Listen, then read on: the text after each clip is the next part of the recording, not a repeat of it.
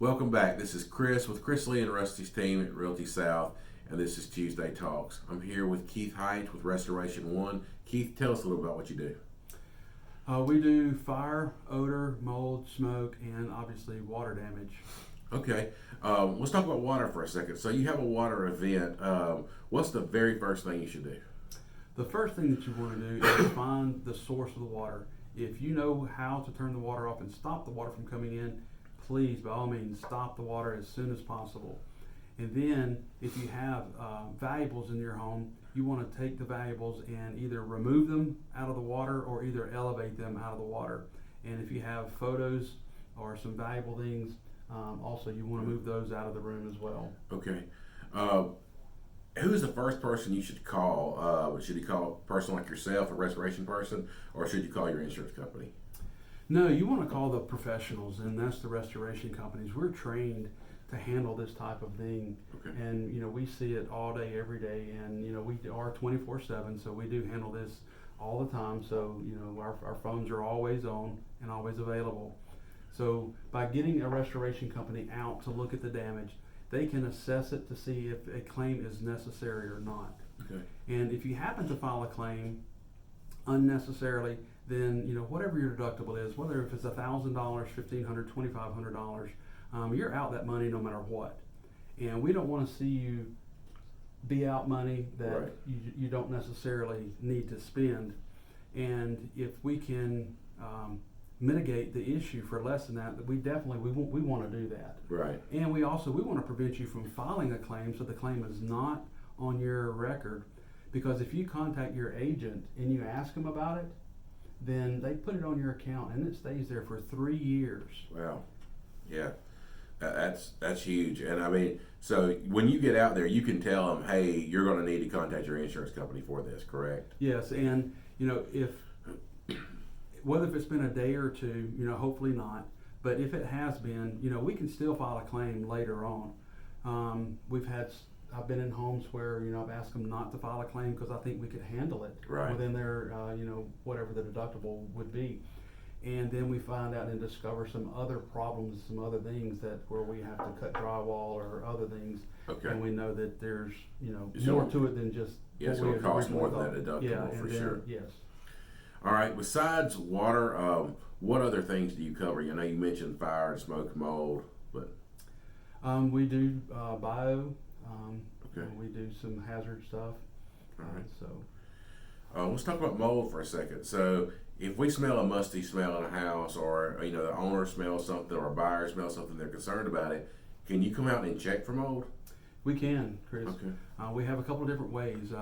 First is your nose typically lets you know that there is something growing, and that's an MVOC, volatile organic compound Okay. that you're smelling that it's producing and putting off.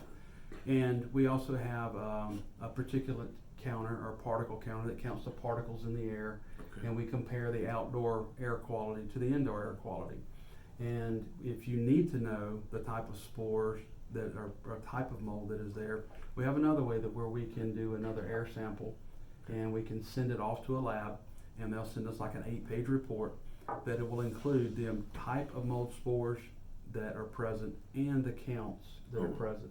But Okay. to us, we treat all mold the same. Okay. And a lot of people, when we do go out and look at it, they think that they can treat it with Clorox. Well, Clorox is just bleaching the problem and kind of putting a Band-Aid on it. Okay. It's not really taking care of the problem.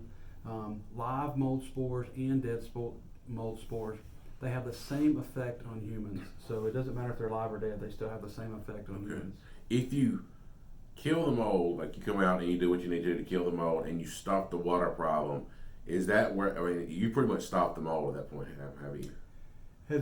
Well, when we're done with the job, mold needs certain ingredients to grow. If you have a moisture content of 17% or greater in wood or drywall or some type of building structure, Right. then that can lead to mold. Also, if you have a humidity level of 60% or greater in the air, then that can be the right ingredients for mold to grow. Okay.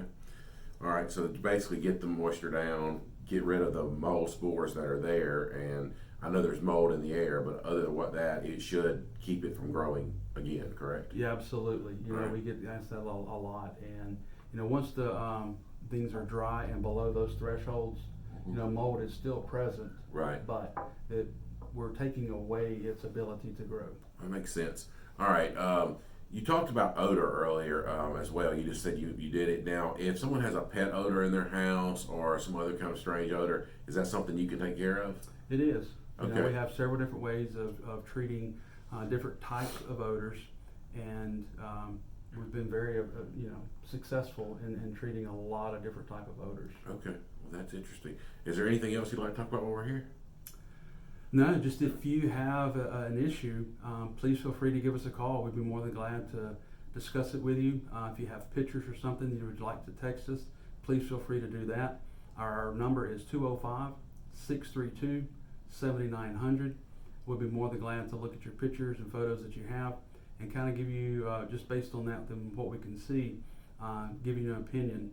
And if there's something that we need to come out and look at, it's always best if we come out and look at it just to make sure we're getting the full picture, because, when I come out and look for mold, I'm looking at the outdoor, what's going on outside, what's your drainage like, are you, is your roof in good condition, and make sure that you have proper drainage.